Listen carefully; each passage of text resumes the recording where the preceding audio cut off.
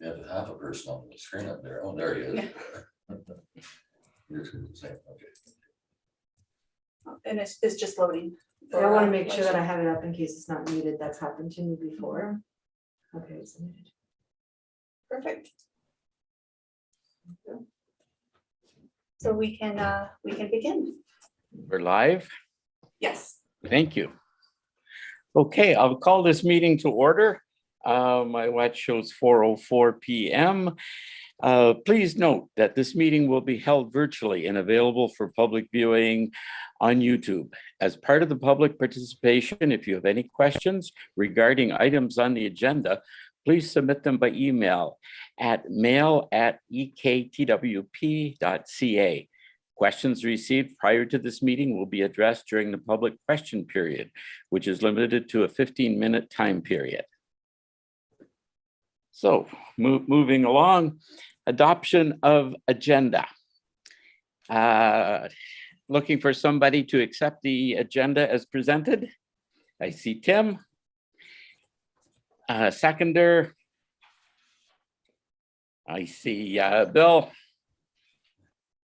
Okay. Those in favor? Those opposed? Carried. Disclosure of interest. Do we see any disclosure of pecuniary interest around the table? I see none. Moving along. Adoption of minutes on there. I'll ask for somebody to move that the minutes of the previous meeting as presented. I see Rob. Excuse me, who's my voice there? Rob, I see Rob sitting there. Sorry, I lost my voice for a second there. And seconder? I see Bill again. Small group today. That's good. Thank you. Excuse me. All those in favor? Opposed? See none. Motion carried. Okay.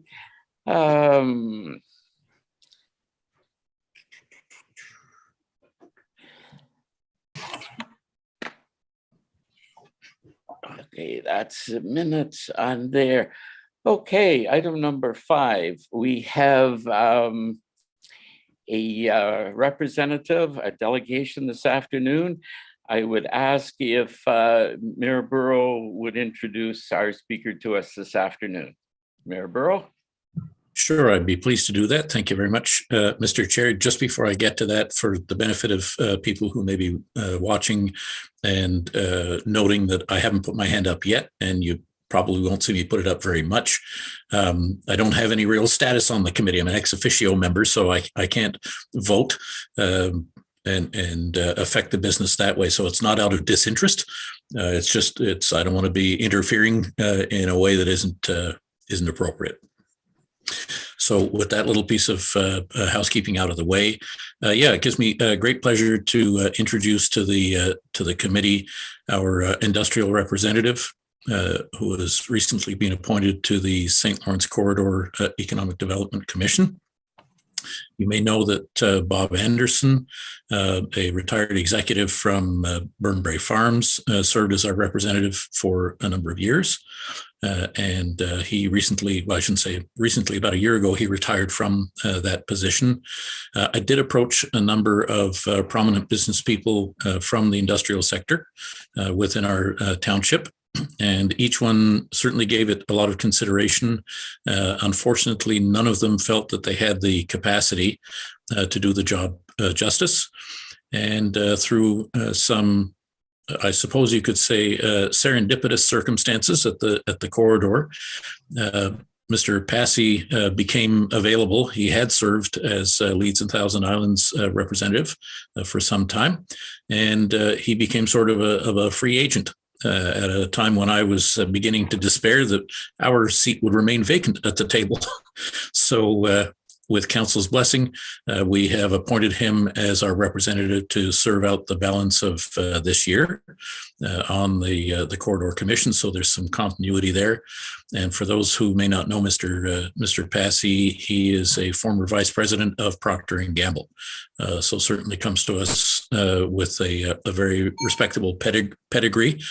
And having had a chance to work with him on some task forces and so on within the corridor, I can tell you that he will work hard for us and represent us well around that table.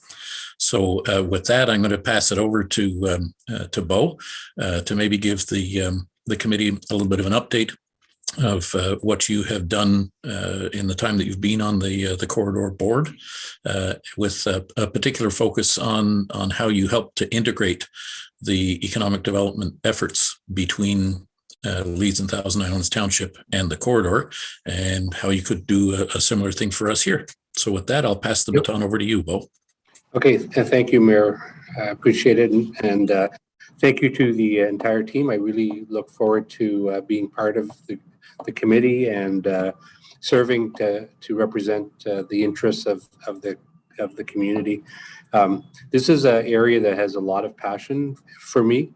I really believe in the area. I retired from P&G about 3 years ago when we moved back to the area. I used to live here. I was a plant manager and an operations manager at the Brockville plant before going back into the US. And so it's always been a special place in our family's life, the region. And so I wanted to have the opportunity to bring some contribution back to the community and see how I can help from an industrial development standpoint.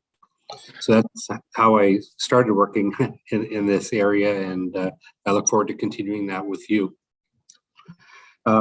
As the mayor said, I am also on the corridor. I'm the vice chair of the St. Lawrence corridor. And about a year and a half ago, when we looked at the activities of the corridor and the focus, it was time for a renewal of kind of the strategic plan for the corridor to better align and represent the needs and interests of the communities that made up the corridor that were represented by us. And so there was a small sub team that was created that looked at really 3 areas in the renewal. One was, what should be the strategic focus? The second was, how does the corridor better serve the needs of the communities that are constituents of the corridor? And so I'll talk to that in a moment. I think that's an area where I think we can make a lot of progress in aligning the activities of the corridor.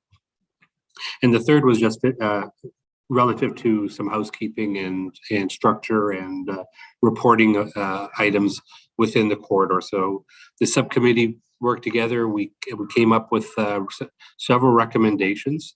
I think the ones that are the most of interest to this committee would be, where would the corridor focus? And then how would we better serve the interests of the community? So in that context, the corridor really took it on itself to say, okay, as we surveyed the communities, there was a broad need for adding some different types of activities or businesses more broadly to the search that the corridor would do. And so to partner with those communities to be able to extend opportunities. And so from a corridor standpoint, we continue to stay focused on attracting new business, specifically in manufacturing or commercial enterprises. But we also said that the corridor would help enable agribusiness and land development.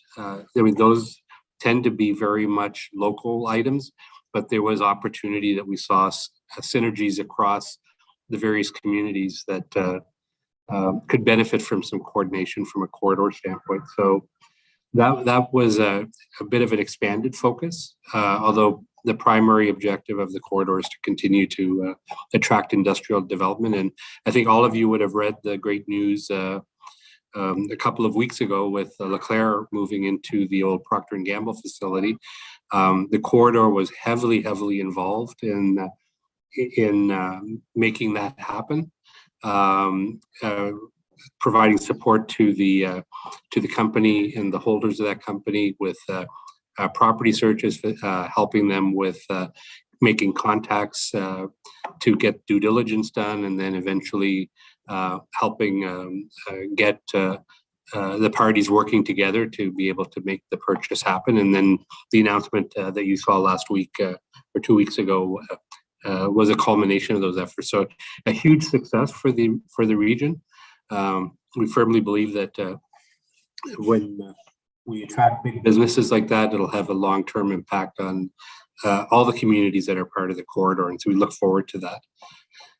In the context of that, there's a couple more activities that are going to be going on that I think may represent opportunities for us in this township.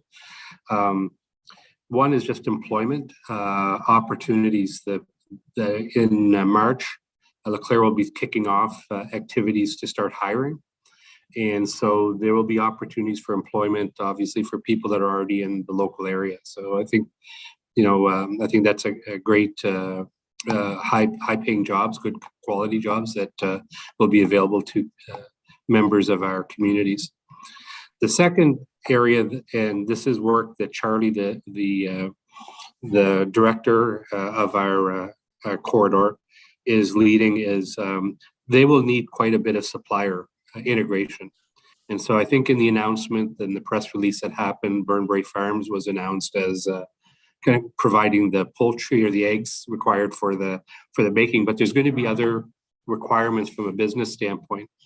And so what Charlie and I are looking at is potentially hosting an open house with Leclerc to facilitate local businesses meeting and understanding what the needs are of the factory, and seeing if there's a way of making connections. So I think that fits very well with the agri kind of focus that we would have in this township. And then the third area that potentially offers a source is it's very clear that in order to meet all the employment needs that are being reflected both at Leclerc and expansions at other facilities, there'll have to be an in-migration of people into the area, which opens up an opportunity for residential or land development, which I think is an opportunity that this township could also benefit from. So that's the kind of spin-off benefits I think we'll see as we continue to work on industrial attraction. So before I talk about kind of the processes that we're using to better engage with the community, let me pause, because I spoke for a long time and said a lot of things, to see if there's any questions on kind of the focus of the corridor, and then anything that I may have said.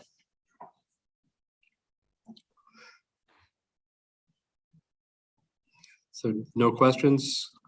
No, doesn't appear to be. Okay, that's all right. That's good. That's rarely can I say anything without people asking me questions. So that's good.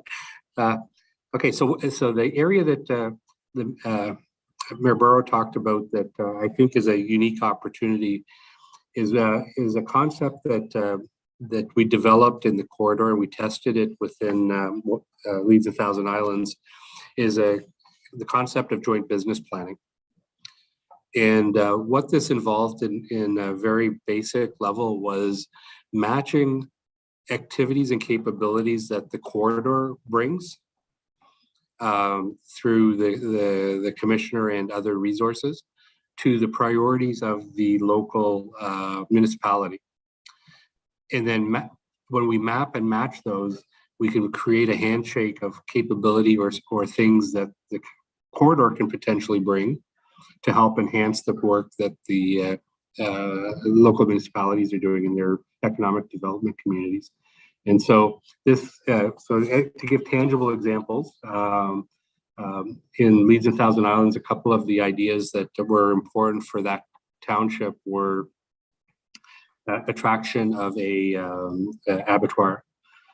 So the corridor through the commissioner went out and did a search for potential funders and operators, and it progressed that along, and then it was left with the municipality to figure out how they would bring it to life. But that's a match of capability that uniquely the commission can bring, matching to a need that the community has, and trying to find a synergy so that we can better work together. And it's a very good model. I've used it personally with customers when I was a supplier to them with Procter & Gamble, where we had common objectives and each brought a different skill set that would allow us to both win. And so if it would be of interest to this committee, I would be very pleased and honored to help facilitate that process with Charlie Mango, the commissioner, and we can work through that and see if there's some merit and some ideas that we can get together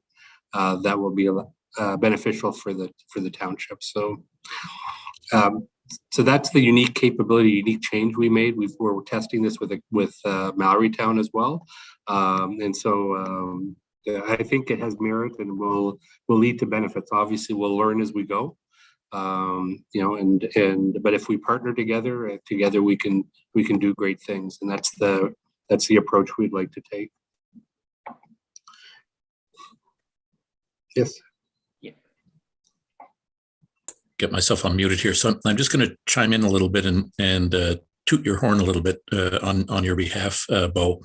I want to let the rest of the committee members know that one of the things the corridor benefits from through its membership, specifically of the industrial representatives, is that there is a tremendous amount of management experience, business experience, business intelligence that they bring to bear on some of the challenges that the corridor faces. And so I learned a lot from Bo while working on a small task force with him within the corridor. Some of the methods, the analysis approaches that Bo brought to the table along with Charlie, in terms of really managing to distill down what typically start off as broad conversations and distill them down into actionable items, and bring all of that into a focus.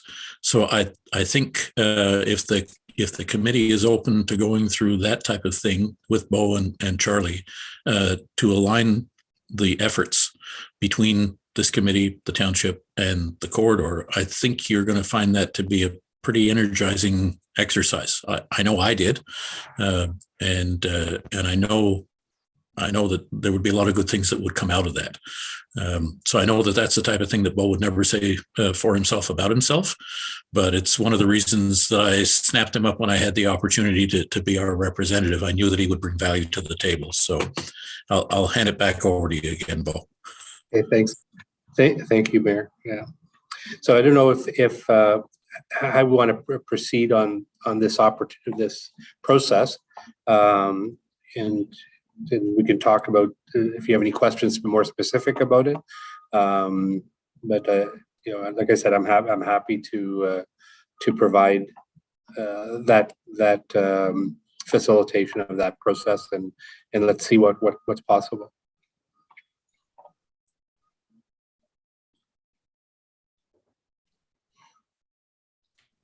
Very good. Any further questions or comments from the committee?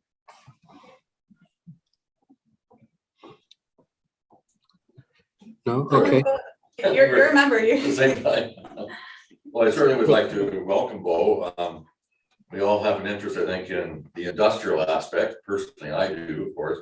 So I do think that's the primary direction to move into, to develop all other things, basically. So it's the added value to products, services, things, I guess, that make communities grow. So I'm very encouraged that direction. So thank you for your support. Very good. And what will be important is if we do embark on and I would highly encourage it. I think it's worth the investment of time to do it. Is we really have to, in order to make the process work, and we could do it as a follow-up separately with a smaller group of folks, is be able to articulate what are the priorities for the township, so that not in broad terms, like we could start in broad terms, but what would success look like? So as an example, if we used agribusiness as the example, if we want to encourage and support the local farm community as part of our mandate, then what is specifically we would want to see as a success, so that we can then be that specific back with the commission to help them help us. So if that makes sense. So that'll be a process. I don't know what level of maturity our priorities have. If we need to do that, we could do a couple of meetings and work through distilling that down and take it back to the council for alignment and approval. But I think that'll be an important first step. So that's something I'd like to talk with folks offline if it's possible.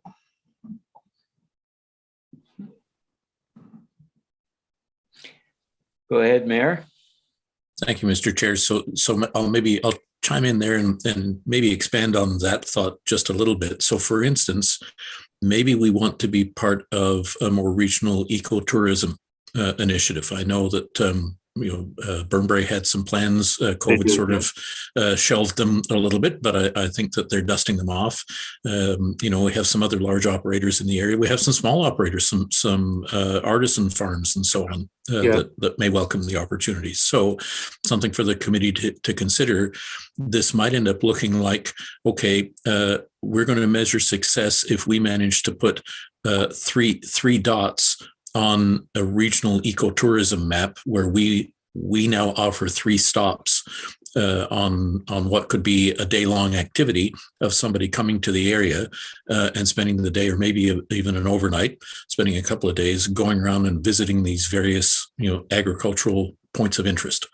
So it's that type of endpoint that Bo will be looking for. If you take him up on his offer to work through this process, they are very definable metrics against which we measure success over whatever the time period is that's defined.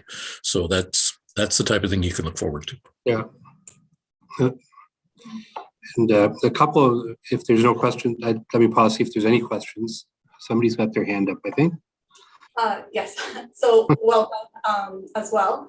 One thing I would, I guess, suggest maybe for the committee to consider is allowing staff to maybe prepare a few reports to kind of provide a bit of insight on what direction we may be able to go in order to take Mr.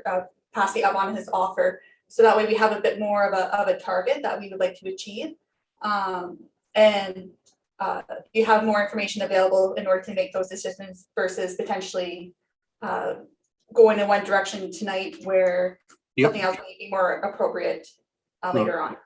No, that's a very good point. Data is always better, and I think the committee as a whole here needs to be aligned and supportive of the direction, and so that data will really help crystallize what it is, and then the community better than data as well, right? So the data informs, and then your intuition and knowledge of the local area will help bring intelligence to the data that we can then action. So it's that process is really important. So I appreciate it. Sorry, I don't know your name, so I want to recognize that the point you made is very good. So I'm the deputy clerk. I'm Allison. So hi, Allison. I'll email together. Yes, thank you, Allison. Yeah, Earl, you had a question? Actually, it's more a comment of resources that we could use or possibly have involved. Steve Duff is with the Ministry of Agriculture and Food. He's the chief economist for the ministry, and he actually has gone to quite a few municipalities in Eastern Ontario here to look at resources and how they use them. Fantastic. And I know I can easily get him there. He's my nephew, so.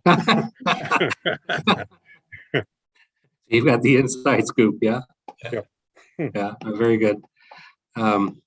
Excellent. So I don't know how we want to plan the next step. I know, Gord, if that's something, I don't know if I should call you Gord or Gordon, but No, that's quite all right. Yes, I go by either. Yeah, okay. Gord, how do you want to plan the next steps? We could connect offline and and talk and then figure out how best to plan it. Sure. Yeah, okay, I think Allison had the best suggestion where if staff could prepare some targeted questions as to where we're going, rather than, shooting all over the place. That may give us some direction, and they've always provided us with some very, very good directions. So Great. if we wait for them to get back to us, and we could shoot you some questions and Okay. then get together. But I like where this is going. I think this is a tremendous opportunity to jump ahead, and I think we need to embrace this as a committee. great. Thanks, yeah, and I would actually just build on your comment, is maybe it's worthwhile for yourself and myself and a couple of folks from staff just to generally talk about what is it we want to accomplish. So then they'll be more focused on the data collection or data analysis they can provide. So I think it'd be worth it, maybe a 30-minute call just to go through that. I think a couple other pieces of data that might be of interest as we plan the next step. I was talking with Charlie this week. It feels like it's the end of the week, but it's only Tuesday. A couple of active things that are going on beyond what I talked about with Leclerc is there is a company from Toronto that's looking to site a warehouse operation in our area. And so searching for land. Again, land is, although we have lots of land around us, the right kind of land becomes an issue, but that might be something for us to think about, and whether that's in keeping with what the vision or mission of the municipality is. That's one opportunity that's coming. The second is the commission through Charlie, and then is going to pull together. Sorry, there's three things. Let me do this one. The next one I would talk is, and I think this is something that the township is already actively working, is partnership with Brockville on some industrial land development. I think that's something that's actively being worked. But the reason I bring it at this point is there a way of linking it to some of these opportunities that are starting to come up outside of the trucker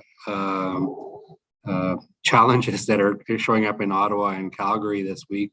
There's just a massive redefinition of the distribution system is going to happen in the next couple of years because of COVID and because of supply chain changes that are happening, and we are located in a very prime location, and so it's an area that Charlie and I want to explore through the commission around strategically how could we leverage assets that exist, especially between neighboring municipalities, that may open up some broader opportunities. I believe that is something for us to think about. And then the other one that we're going to get quite a bit of requests from local businesses. Specifically, there's 3 that are struggling with hiring people and have a significant need for in-migration of people. So as Burnbrae, Leclerc will also is seeing that they're going to have some challenges, and Northern Cable is also having challenges.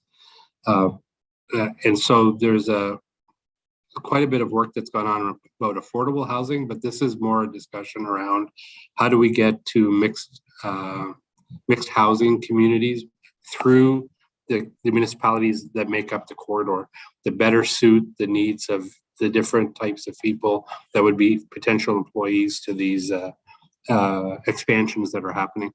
So again, I think it's an area that this township could participate and benefit from. So those are 2 areas, and maybe also that if we had data that would help inform us, that might make it to a higher level in the priority list if the committee so wished. Very good. Very good. Rob? Yeah, thank you. Welcome, Bo, Councillor Rob Smith. Just touch on a point, comment you made about a company out of Toronto looking for a warehouse land acquisition. Not sure if you can share, but is there a certain amount of land acreage they're looking for? I'll come back to you. I know that the warehouse is 300,000 square foot warehouses they want to build. I don't know what the footprint of land that they're looking for. So I'll come back to the group with that answer. Okay, thank you. Yeah. Good. Tim, is that your hand up, I see, or? Okay, didn't want to ignore you there. Any further questions from around the table? I don't see any. Well, thank you very much, Mr. Passy. Very informative, gives us some good directions, as I said earlier. If we could let staff kind of organize this for us and let them get back to you. And then we can work together and see what we can put together. Okay, that sounds great. And then I go by Bo, so that's fine. Mr. Passy is my grandfather or my father. I know I look like an old guy, but Bo is fine for me. Good. Well, a pleasure to at least meet you virtually anyways. Yes.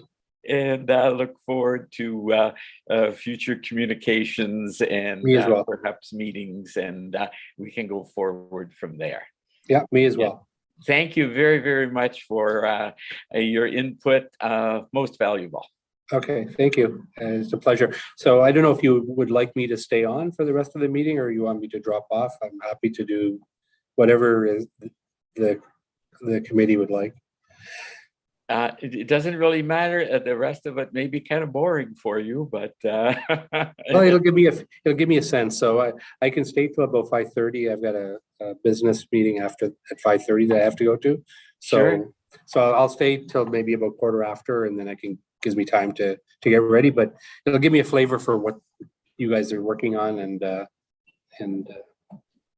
so I can better serve. Sounds good. Okay, well, we'll move along and we'll acknowledge your presence anyways. Thank you. Okay, moving right along, we've got a number of staff reports here to go through. The first one, 6.2, is the proposed award matrix 2 that we discussed last time on there. So I'm going to ask for somebody to move to accept the report.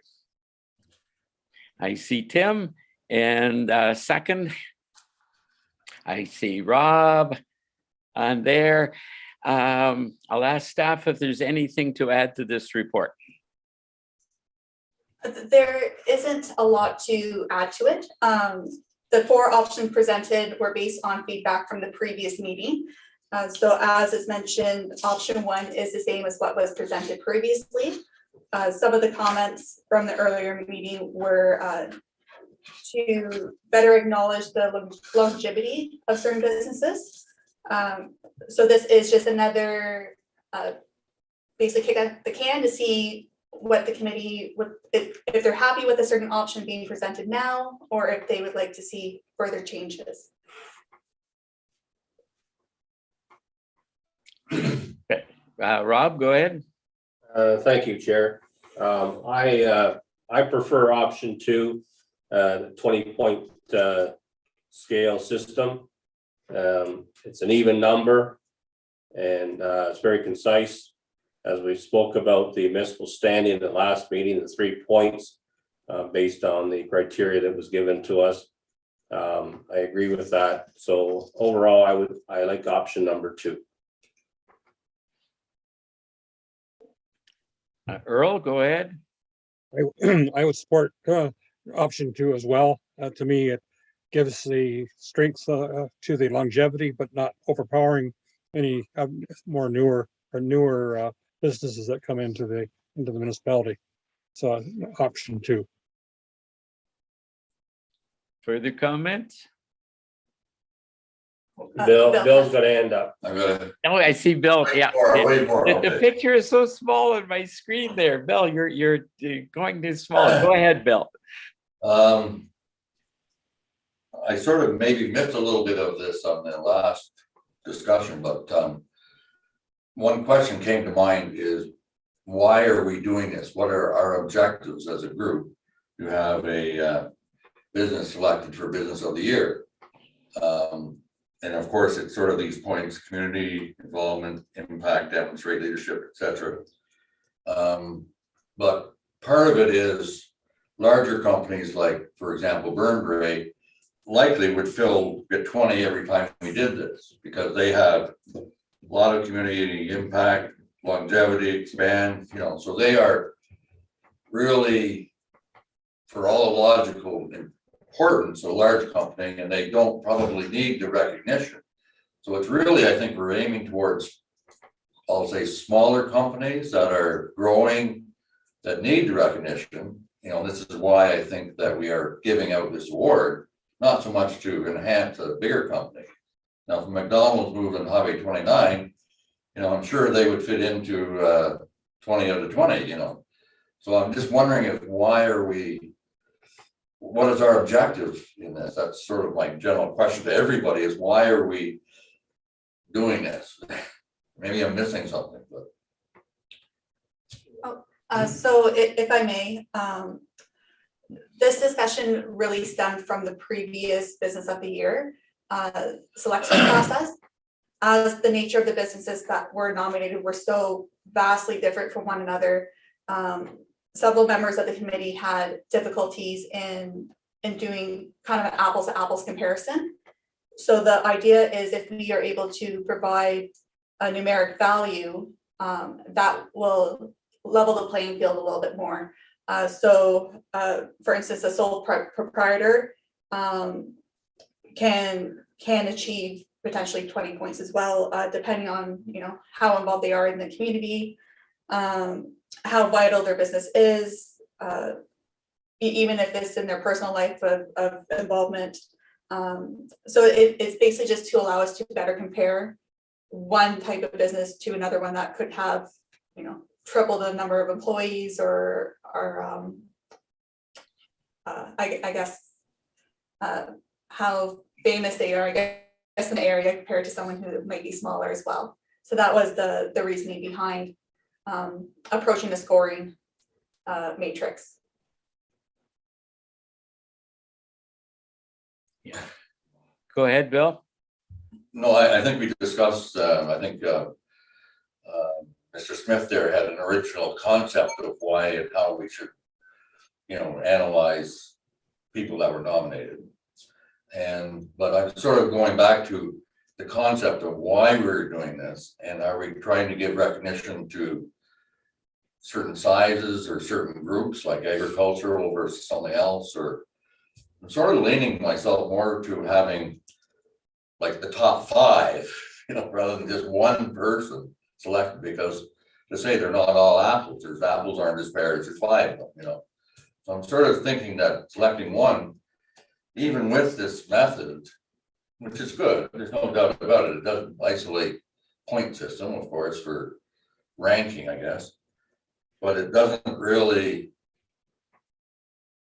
satisfy the differences of businesses in general, like a doctor to a lawyer to a gas station owner. There's sort of that concept is sort of hard to still fit into the ranking things. So that's why I'm sitting back, sort of wondering, what is the reason for us wanting to nominate one business in all this area, picking out one group or one individual company.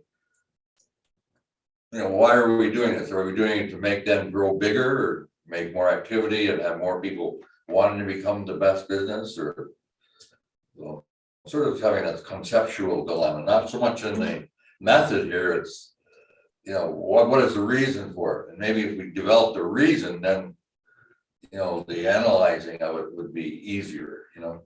Anyways, that's my quandary of the moment here, and that's why I'm sort of wondering what the other people thought is, what their input might be as far as why. Go ahead, Rob. Thank you. So the concept after the business luncheon, we had a meeting, was, you're taking a business, a longevity business of 50 years in business, who had lots of growth and employment opportunities and new initiatives. And we're comparing that to I'll call it the small business mom and pop shop that are very community minded, still support the community. So we looked at both ideas to say, perhaps we take one like into the commercial sector and take one more into the home-based sector. It's very hard to compete or compare a small proprietor versus a big corporation, right? And that, last year was a good example where we had that. Every recipient was worthy for the award, but it was a very tough decision to make when you look at a 50-year plus business, who has really expanded their business over 50 some years and still operating in the municipality compared to a small shop. And the small shops are bread and butter, as I say, in our small hamlet communities in the Township of Elizabethtown-Kitley. And they also support Township events and activities to broaden the enrichment of people who live here in the township. So that's why we came to a scoring decision. And back to perhaps one of your questions, like, do we have to just take one? Well, my suggestion is that we look at two, right? Look at the business sector of, say, the commercial sector, the agriculture sector, industrial as one, and then take the home-based sector as another, because you're taking smaller versus a large corporation style.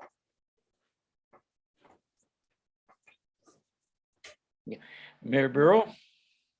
Thank you, Mr. Chair. Through you, I just have a quick question for our staff, and then I have a little thought to share about this. And I like the direction that Councillor Smith has been taking this in. Allison, do we tend to be overloaded? I shouldn't say that, but do we tend to receive a lot of nominations or only a handful each year? So are we in the enviable position where we have to try and whittle down a list of 20 nominees down to the top 3 or 4 and then down to the one? Or do we struggle a little bit to get 4 or 5 nominations each year? Just give me a sense of that. Sure. So typically we do have some difficulties getting nominations.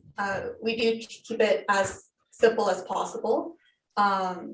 Really, someone could submit a nomination saying, I nominate so-and-so because of X. And then staff will we'll research what we can, and we'll present the committee with as much information about the business as possible.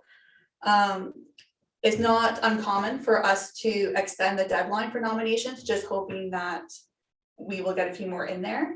It is fairly well advertised. I know the United Counties with their business e-newsletter, they promote it in there. Within our own business subscriber list, we promote it there saying you can nominate yourself. It's in our spotlight ads, I believe on our LED sign. We place it up there as well. So we do try to get the word out as much as possible, but some people are still a bit shy in bringing forward a name. Okay, so the reason that I asked that was because, as I say, I kind of really like the idea that Councillor Smith was putting forward, and I don't know whether which is the cause and which is the effect. Maybe the very thing that Councillor Smith has highlighted, that it's, well, how am I as a mom and pop shop going to compete against, Mr. Industry in our business park? So maybe there are some barriers there that having 2 would remove, or we may find ourselves picking 2 out of 3. So I really don't know which way it's going to go, but doing the same thing over again, expecting different results, we all know what that is. So I'm really quite intrigued by this. The thought that I had as I was listening to Councillor Smith was, I like the distinction between, large and small. I also wonder if the committee might want to consider just having a new business category. And I don't necessarily mean a business that relocates from another area, say, another nearby municipality, and locates into Elizabethtown-Kitley. That's not what I would qualify as new, but I mean an actual startup. that may be something to consider. So we may end up with a legitimate, 3 categories that we offer, and it may actually generate more interest than what we have been doing. So I offer that up as something to consider as well. Good. Tim, go ahead. Push the wrong button. I like the idea of the additional categories and this charting thing. I think we probably would use this as a way to maybe eliminate some people. I can't see us using this as the determinant for the award. Because someone got 1 point higher than the other, that they become the winners of that award. I think we still need to have some judgment amongst ourselves on who it really should be, who should be representing that award for the year. So I see this as a guideline, I suppose, not the best mark gets the award type thing. I don't know how people feel about that, but if it's still just a little bit too broad to say, because I think many people could get all these points, so then we'd have a tie, and then what would we do with that, right? So I think, anyway, that's my thoughts, that we can use this as a guideline to kind of make sure we're in the right ballpark. If we don't have a lot of applications, then we got to look at lots of factors here. But anyway, I like the idea of having maybe 3 categories: new people, smaller, larger. But this matrix can't be the determining factor for who wins the award. It's just not detailed enough. But it might help to, maybe move the top 3 or something into position and then make a decision that way. Anyway, that's my thoughts on it. Good thoughts, Tim. Yeah, go ahead, Bill. I think our mutual goal is to give recognition. That's my thought. And when someone is winning something, they get this recognition. So obviously, if we have, more categories, and we're encouraging somebody in that category to be recognized. So in future years, then, they're gonna say, well, I can fit into that category quite easily, or, you're not gonna have 10 categories, but at least our goal should be, I think, to give this recognition to the people that have done well. If everybody got, 10 out of 20, then that's pretty good for recognition. So I think one of our goals is that they would use this for promotion on their activities in their business, perhaps, and they would feel confident that they're going in the right direction as far as what another group of people are giving them, reinforcement for. So I think I'm sort of leaning myself to more categories, but logical ones. But it's based on giving more, spread out the recognition. Not going to cost anything more, I don't think, in the sense of, the preparation that Allison did on each company was good. And that, almost shows that they could use that in their promotion too, what they've done. They could hand that out to their customers, the township prepared this for them, they might not want to do it themselves, but anyways, this recognition part, I think that's the key to what we're trying to do here, is pick out and advertise that these people are going in the right direction or something like that. So I don't know, that's recognition is my only forethought as to how I think the direction of choosing firms are, So. Anybody other thoughts about why we do this, why we're Rob, go ahead. Just want to touch on so as far as the scoring categories, so in our January meeting, staff prepared us a report with the items as you see in your scoring matrix. And there's little brackets beside each one. So community involvement supports other monetarily or otherwise involvement. Community impact fulfills a need, unique service for the area, financial job creation, demonstrates leadership, activate, how you pronounce the word? Oh, advocate. advocate issues, initiatives, and small traits, longevity in operation for more than 10 years, ability to expand through additional employment and or other operation, and municipal standing, no outstanding items related to building, fire, or taxes. That's how the matrix was set up, so it will give the committee members a sense of how to, when they're scoring a business, how they see it. I think if we came down to a tie, Tim, I think that's where the committee would make a decision, or you award 2, or whatever the case may be. But staff gave us an idea of what to look for in each one of those in order for the scoring.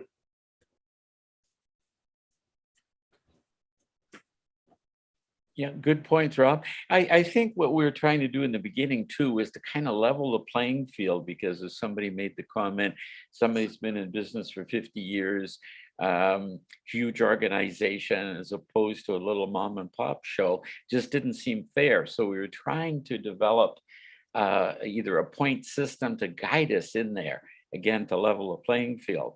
But I do definitely like the categories, because you can't compare the apples and oranges in this. It's just too difficult. So maybe this needs a little more investigation before we continue along. But anyways, Mayor Burrow, you had a comment. Yeah, just so it struck me that what the committee has been trying to do here, and of course I have the disadvantage of not heard the first part of the discussion at the last meeting, but it just strikes me out of this discussion in the last 60 seconds that what you're really trying to achieve is called normalization. So for those people that understand, data sets and so on, you're trying to normalize things that are disparate. And so the concept is that if you have a large, long-standing business, it's not wrong to expect more of them than a small business that has only been around for 3 years. That's perfectly acceptable in terms of not everybody can be compared to the same yardstick. So in actual fact, this point system has almost moved counterintuitively away from the real goal of normalizing. But this stratification that we've been talking about today, that creating categories so that you're no longer comparing the small mom and pop directly to the big 50-year industry that's been around. That, I think, really gets to the heart of the problem and puts you much closer to a better solution for the original dilemma that you faced. That's my opinion, listening to the way that the discussion has developed today. I think we've arrived at a better solution for what your goal was than what grew out of the first discussion. So I like the finish line that I see for you guys right now. Thanks. Yeah, I agree with you. Perhaps we need a little more information as far as categories before we go any further with this. Any further comments there around the table? Yeah, Bill? The extra description of each one of these was helpful, and I guess I missed that. So, I guess community involvement explained just makes it more understandable. So I think that part is good. So as far as quote the judges, then the criteria that we would be looking at could be organized to make one of these systems equitable to everybody. So I guess that was our goal, right? To Yes. come up with a system that's quote easy, definitive, and logical. So rather than intuitive, I guess. So from a staff perspective, I think it would be worthwhile having another report on the topic that does go into past discussions a little bit more. If I recall, at one point the township did have different categories, but the issue was we didn't always have nominations for the categories. So, but I'll look into that further to see, or if there's alternatives. I know at a past meeting, we discussed having almost like an honorary award. And I think it was more focused to community involvement versus a business type. So that might be an appropriate approach in order to give a certain business additional recognition that they can promote for themselves, in addition to being a Business of the Year nominee. So I think I'll come back with more information to the committee at a future meeting on this. We have lots of time. Our award luncheon isn't until the fall, so we can kind of whittle away to finding an appropriate solution.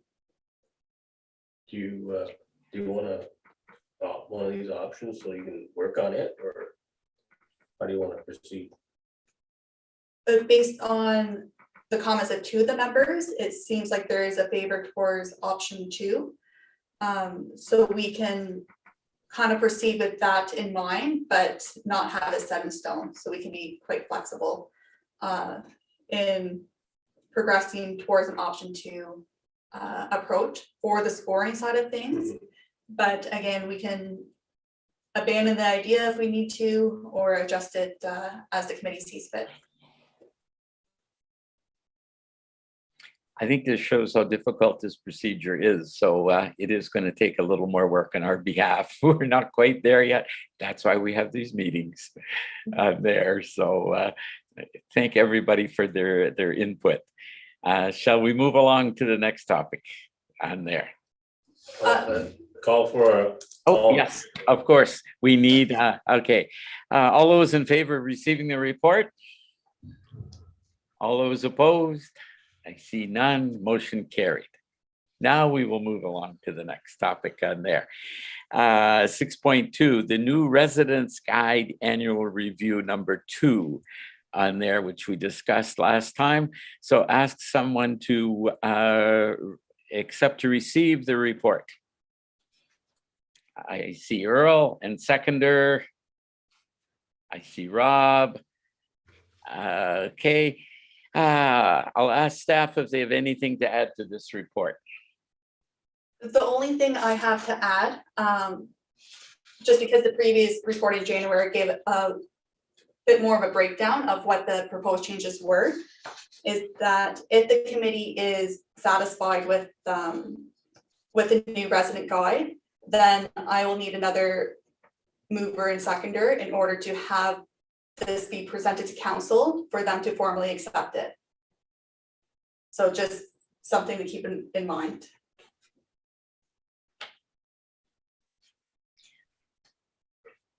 Rob, go ahead. Just a comment, regards to page 1 of the package, where it says municipal information. So staff and or Mayor Burrow can chime in on this one. So Bellamy Park Campground, do we still list it, and what numbers are they? Since this is now going to be a leased operation. That is a good question. It's good timing that you mentioned it, because I'm working on I guess a media release about the Bellamy Park changes, and that's one of my questions is it still a township account? Is phone numbers changing, things like that? So that block would be subject to change or potentially removed altogether, depending on I guess more on what the lease agreement side of things are. Yeah, I suspect it's going to end up being removed. I think the plan is to have a forwarding link on our existing webpage to forward on to the management webpage. But I think that's the extent of it. That, you know, this type of thing was not specifically spelled out in the lease, but the concept was that it is going to operate as its own business. And so I don't think that we should be favoring them over any other business that's operating in our township. Oh, and sorry, just for the committee's benefit, Bellamy Park was municipal campground. Basically, the final signatures just happened earlier this week, late last week. So very new changes, and that's why potentially the Bellamy Park section of this report would need to be adjusted or removed. Good. Mayor Burrow? Thank you, Mr. Chair. Now, the funny thing is, having said that, I know there's a section, on page 3, for instance, that highlights Bellamy Park. Because of the lease arrangement, because the financial arrangements with the township are such that the better the management of the park goes, the better it is for the township. There's a direct relationship to the more money they make, the more money we get. I personally don't have an issue with us describing it as an amenity. Again, that's something the committee might want to consider. If we describe that as a major amenity, do we need to be describing other things? I suppose the logic is there to say, well, no, because I can't think of another business where we have an arrangement where we benefit and the taxpayers benefit from the operation of that business in the same way. So Bellamy Park is a little bit unique in that regard. And at some point, whenever it's appropriate, I made maybe 3 or 4 edit suggestions throughout the document, but I don't want to hijack this part of the discussion. So whenever it's appropriate, let me back in and I'll let you know what those edits are. Good. Any further? Earl, go ahead. Right in exactly the same area of the guide. We have Fire Station 1. We have just opened a new fire station in Toledo. Should that one be mentioned? I'm not sure how phone calls are handled for the fire stations. So I'm just wondering if it should be there. So I can answer that question. Fire Station 1 in Lynn is the only fire station that has staff on site during regular business hours. The other ones are operate just on volunteers. So there's not always someone there to man phones or answer emails.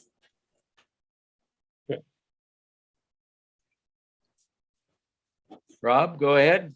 Just to touch on what Mayor Burrow stated with the Bellamy Park campground on page 3. I do agree with the concept of leaving the information there. It shows what's there. I have no problem with that. What we have to offer there. So I'm going to jump the gun, Mr. Chair, with your indulgence, just since we're on that page.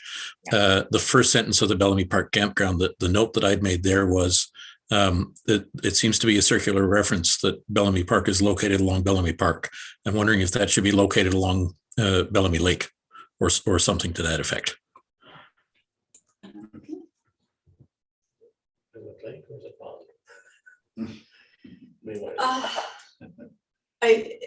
Technically Bellamy Lake, but that section might be considered a bit of a pond, but I'm pretty sure it's like, yeah.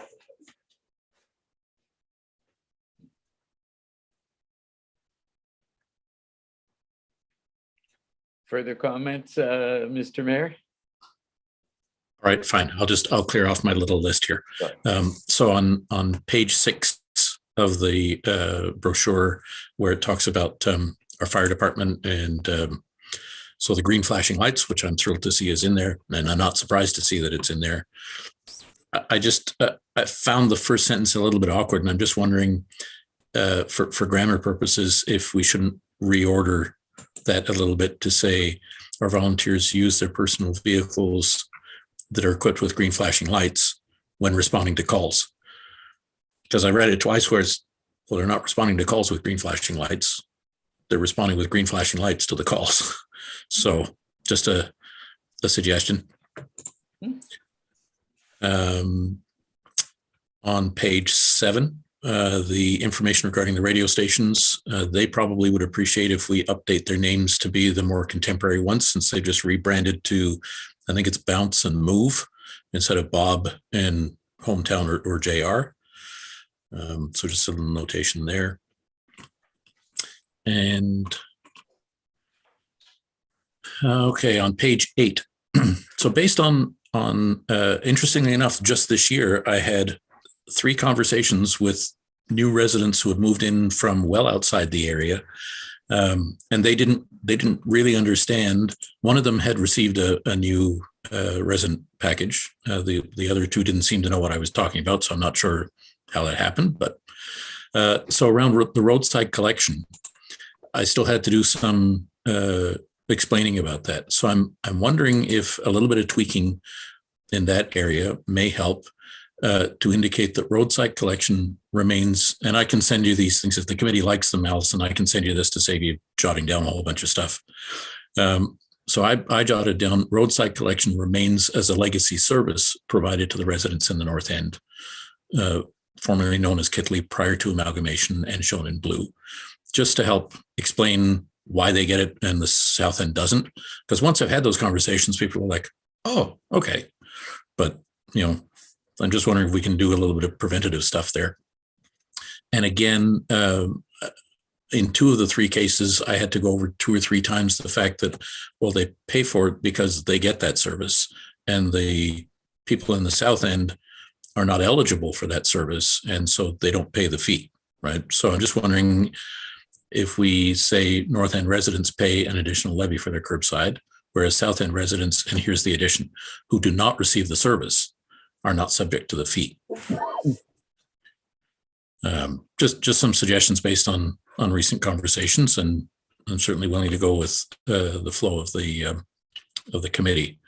And do we want to mention anything about electronic waste now that it's being collected at the waste site? I know we talk about hazardous waste, and we haven't been able to deal with electronic waste prior to this, but that's a recent development. So I thought I would put that on as a blip on the radar. And I think that was it. Yep. Thanks. Very good. Rob, go ahead. Just to touch on the electrical waste. Perhaps between you and Allison, you may want to list what is acceptable as far as electronic waste. After a conversation last evening, it might be better just to have some idea of what electronic waste is. It's not batteries. Because you never know, someone's going to throw something in there or whatever. But yep, I agree. So we might want to cite a few examples of things such as batteries and so on are not accepted, and refer them to a website where we can sort of maintain an ongoing list that's a little bit more detailed and easier to manage. But just to get their brain thinking in the right direction, maybe just give 1 or 2 examples. Just a thought. Good. Further comments around the table? I see none. So I'll ask for all those in favor of receiving the report. Opposed? Just one question. Go ahead, Rob. Before you get to the final decision there. Yes. Page 10. So same thing, Mayor Burrow and staff. Should we leave the municipal campground in that listing? I think it should be removed. Okay. Really, That's what I'm asking. it was kind of questionable if it should have been in there in the first place, just because the campground was intended to be self-sufficient and not subject to the average rate here. There were the odd, I guess, loan exception, but the campground had to pay back. So again, it wasn't really impacted the taxpayers. So I will. That's why I raised that question. Yeah. So. Yeah, good catch. I hadn't seen that one, but yeah, I agree. It should not be there.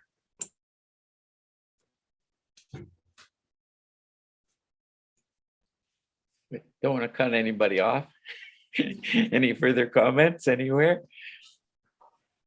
I'll give you ample time this time, sorry. Good. Okay, now I'll say, all those in favor of receiving this report? Okay. Any opposed? None. Motion carried. Now we can move around to 6.3, which is the report, the Economic Developers Council of Ontario report overview. So I will ask for someone to move to accept the report. Just before you get to that stage, if we can return back to the new resident guide. Yes. when the changes are put into place, does the committee wish to see the full document again? Or would the committee like to basically accept it now, knowing changes are going to be coming, and once those changes happen, present it to council for them to formally approve it? So the first question is, does the committee want to see this document again once the changes are done? I see one no. What is the feeling around the table? I'm okay with it. And I'd be so, okay with it going forward. so the committee is okay with the eventual revised edition going to council for their official acceptance? Yes. Okay, and can I just have a mover and seconder basically saying as much? Okay. I'll move it. There we go, Rob and Bill. Perfect. I'm gonna wait this time. No, that was the I last. know proper time. procedure, I know. No, so with that, it probably won't be the upcoming council meeting, but by the end of the month, we'll have the new resident guide given to council for their consideration and ideally acceptance. Okay. We're all good there. 6.3. Oh, Bill, I didn't know it slipped in there. Is there a big demand for new residents here? Is there the real estate activity been immense from people wanting to come into this area that don't live here? Just curious, I guess. No, the real estate market in general for the whole area is hot. So there has been, sales over asking, that's been seen in other areas. New building activity has also increased the interest in severances for new lots. So potentially for new dwellings has increased as well. So there definitely is a demand. For the new resident guide itself, some of it is someone will approach us with a question and say, I just moved to the area.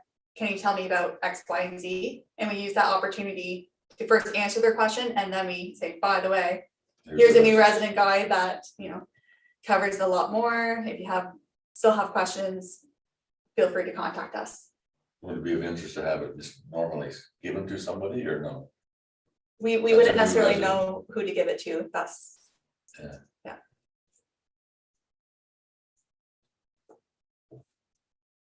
I guess, That's it. I think your question, Bill, is, can you just hand it out to someone? Is that what you're asking? Yeah, that was sort of my question, yeah. I don't see it.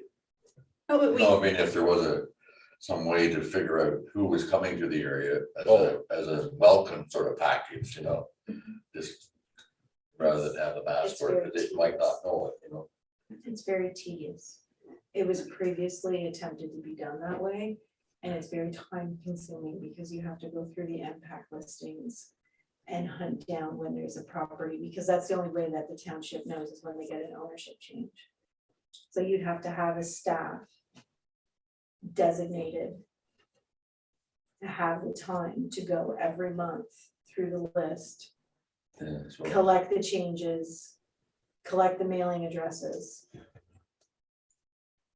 no, we do keep printed copies at both offices. So if someone does come in that regard, they don't have to wait for us to print off a 16-page document. We have them at the ready. Even with this copy that was created in January of last year, there's an odd pen correction on it. I think in particular just for the library hours, but we do try to get them out when we know someone is new, but we don't go seeking to find who's new, because it's a lot of digging. It's not straightforward for us to find that information. Mr. Mayor, go ahead. Actually, I'll go ahead and defer to Councillor Smith. He had his hand up first, and then you can get back to me. Thanks. ahead, Just on that thought and topic of how to get the information out. It might be a cost to us, but may not hurt by providing real estate agents, realtors in Leeds Grenville, with this package. They're selling a home or selling a property in Elizabethtown-Kitley, and you hand over to the new owner, congratulations, here's your key. Welcome to Elizabethtown-Kitley, here's your guide. I think it's an opportunity to open the door to the new resident or new homeowner or new property owner. Yep, great point. They can see where their tax money is spent. Well, yeah, but for most of the municipality, you know, when you're selling a home or, you know. No, it's definitely is more doable for sure. Because a lot of the same real estate listings will have multiple properties in the area, or either at the same time or just throughout the year. It's good that you mentioned that, because the odd electronic copy has gone out to realtors. More they're asking about kind of on the zoning side of things, because they're preparing a listing. So again, we slip that in there in our response back. But we can definitely look into mailing things out and potentially mailing things out beyond just the residents, the new resident guide. So maybe our pamphlets on waste and recycling, for instance, or open burning, basically anything kind of township related, we can possibly include in it. It does occur. Oh. Just for an example, if somebody calls and said, I'm new to the area, we just purchased a property, I always say, welcome to the township. They're calling to get information. I offer them to mail them some information, and I will grab the guide and grab, whether it's in the north end, the schedule for the roadside pickup or the waste site, the open burning permit's another one. Allison has put something, not this Allison, but the finance department, Allison has put something together for taxes. And it's like a bundle that we'll send out. But again, it's when we have that opportunity to provide it, because they've requested information.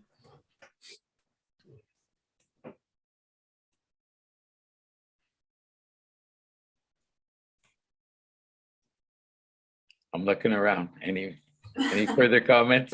Mr. Mayor, please go ahead. Well, so I'm glad that I deferred to Councillor Smith, and rightly so, because he had his hand up first. Because had I gone first, I would have ended up stealing his thunder. So that was the same idea that I was going to present. But even after he finished with that, I still have a slightly different twist on this, and I'm not sure. Maybe this is what he intended. So I was thinking that even on a per realty basis, some may actually want to include these types of things when they're having open houses.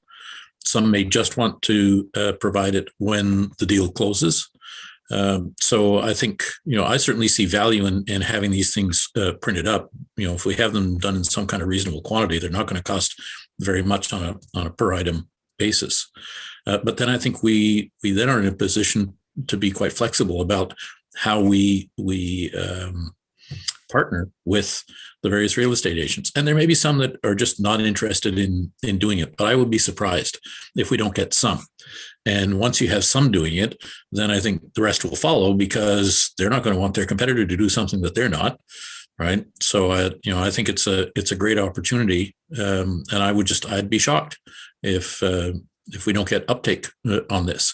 And I think we're going to end up being sort of a leader in this area, because I haven't heard of other municipalities doing it that way. So I think it's a fantastic idea. I wish I had it. Well, I did, but I wish I'd been faster with my hand. Thanks. We share. Okay.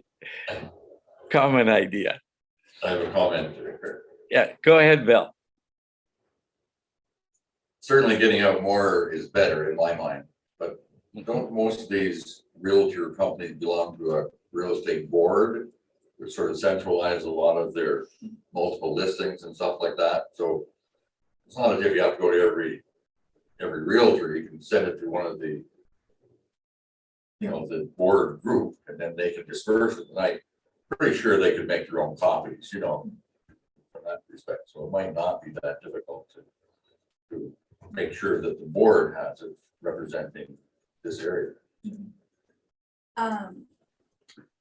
So maybe a good way to approach this is similar to how we used to do our business park listings or interests, where we had essentially a duotang that had business cards in there, information about the land. So in this case, about our services and the new resident guide. And we also included a thumb drive that had all of that information digital or electronically. So we can do something similar in that way. Potential all real estate offices can share it among the realtors. They can print it off as they need, whether they want to show it as open houses or when they hand over the keys. And you're right, there is a real estate board, so we can definitely include them in that mail out as well. So that might be the best approach.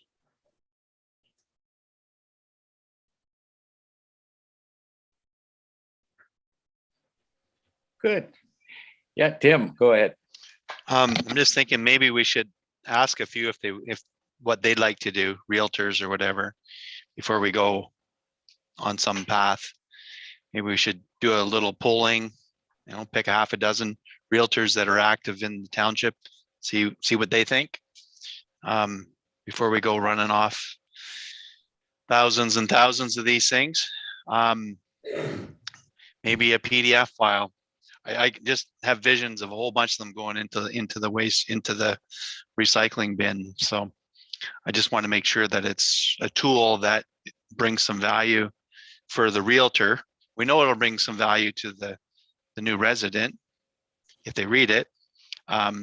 So I guess we should maybe check with them first. Just a thought.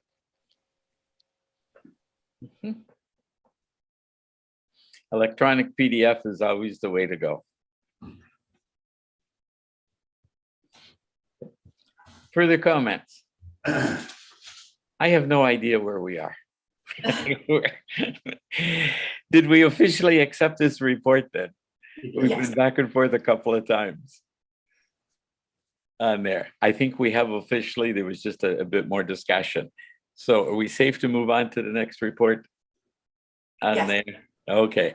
So we are, so this is going to be 6.3, the report, Economic Developers Council of Ontario Report Overview.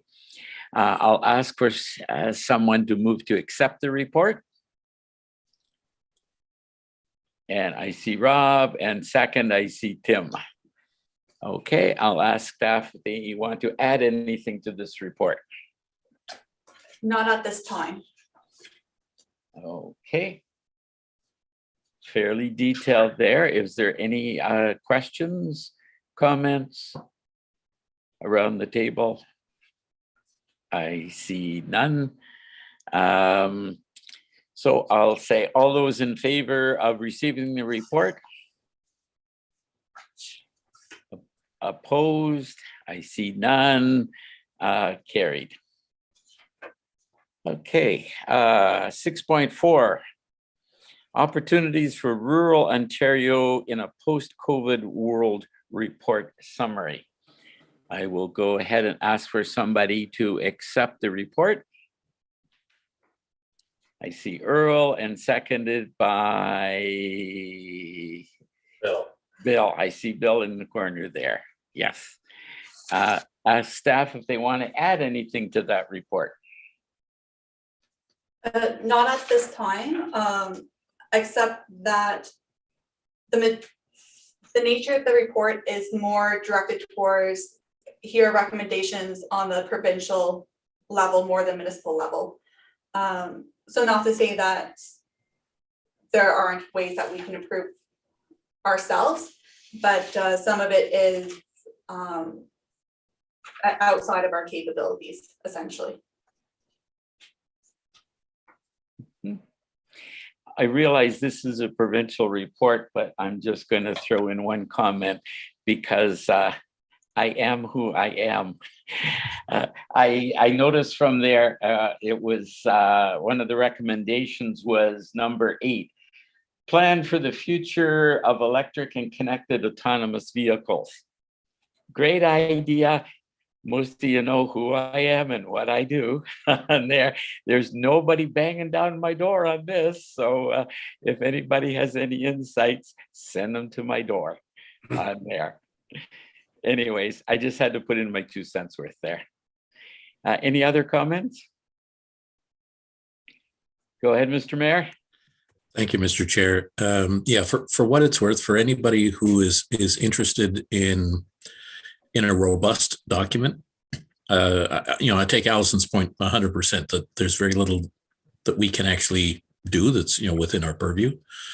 But I think you would all find it to be a very interesting document. It's not light reading, but it's a robust document. And one of my colleagues, Mayor Jones from Westport, happens to be the chair of Roma right now. And she was a passionate advocate for Roma to take on this challenge, to do this work, and to advocate on behalf of the over 400 rural municipalities in Ontario, to speak to the provincial government about, it always talks about looking through a rural lens. And this government, perhaps better than many in recent memory, I think have genuinely tried to do that. But this report shows that even though they may be trying, there are many areas where they could improve deliverables on looking through that rural lens. So I've made my way through the document once. I intend to go back now that it's been a little while and read it again. But even reading it through the first time, I actually found it to be an inspiring and encouraging document. I feel now like we've got somebody with some clout and a loud enough voice in our rural corner, saying some very accurate and effective things to ears that I believe are listening.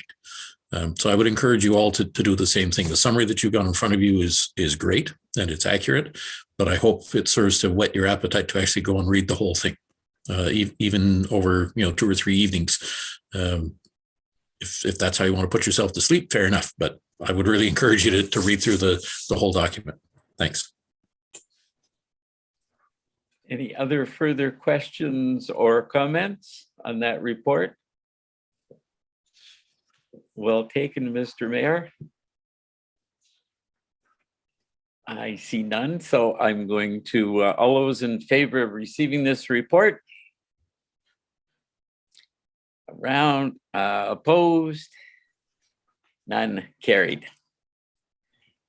So that brings us to the end of the staff reports. Now we have some informational items. And one is the 7.1 Southeastern Ontario Production Acceleration Fund 2021 Year in Review. Any comments there, Allison? The only comments would be, we do have the occasional meeting as a region collectively with Film Kingston. So we are kept up to date. They did hire a photographer to come up to the area and take various photos of potential filming locations. They had limited time frames, so unfortunately Elizabethtown-Kitley wasn't really captured as well as we hope. We did provide them quite an extensive list of potential locations, and on occasion we do get an email saying such and such a type of production is interested in the area. Can you offer any suggestions on locations that offer X, Y, and Z? So then we respond to those if we believe we have a property that might be suitable.